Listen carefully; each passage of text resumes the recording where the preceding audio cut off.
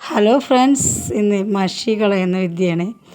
പോക്കറ്റിൽ ഒക്കെ പെന്ന് വയ്ക്കുമ്പോൾ ലീക്കായി പെന്ന് മഷിയായി.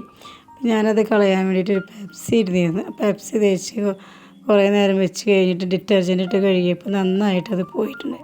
അപ്പോൾ ഞാൻ ഈ പെപ്സി വാങ്ങിച്ചത് പയറിലെ മുഞ്ഞ പോകും എന്ന് പറഞ്ഞിട്ടാണ്.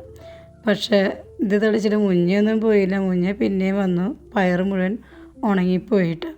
അപ്പോൾ മഷിക്കറ കളയാനായിട്ട് പെപ്സി അല്ലെങ്കിൽ കൊക്കക്കോള ബെസ്റ്റാണ്. ഇതുപോലെ നെയിൽ പോളിഷ് കുറേ നാളിരുന്ന് കഴിയുമ്പോഴേ അത് ടൈറ്റാണ്, നമുക്ക് തുറക്കാൻ പറ്റാതെ. അപ്പോൾ നമുക്കതൊന്ന് ചൂടാക്കാം. ആ മൂടി ഭാഗം ഒന്ന് ചെറുതായിട്ടൊന്ന് ചൂടാക്കിയാൽ മതി. നമുക്ക് പിടിക്കാവുന്ന അത്ര ചൂടായി കഴിഞ്ഞാൽ നമുക്ക് തുണി വെച്ചൊന്ന് കൂട്ടി പിടിച്ചാൽ മതി. പെട്ടെന്ന് തന്നെ നമുക്കൊന്ന് തുറന്ന് കിട്ടും. ഒന്ന് ചൂടാക്കിയിട്ട് തന്നെ ഒന്ന് തുറക്കാം.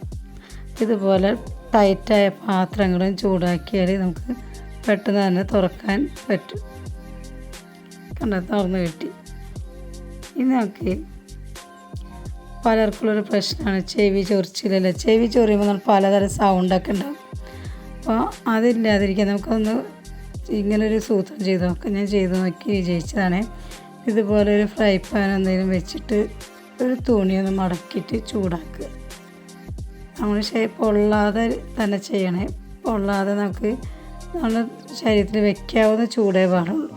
തുണി ചൂടാക്കിയിട്ട് നമുക്ക് ചൊറിയുന്ന ആ ഭാഗത്ത് ചെവിയുടെ താഴെ മുകളിലൊന്ന് വെച്ച് കൊടുക്കുക. അപ്പം ഞാനിത് ചെയ്തിട്ട് എനിക്ക് കുറവ് കിട്ടി. അതുകൊണ്ടാണ് ഇങ്ങനെ ഒരു വീഡിയോ ചെയ്തത്.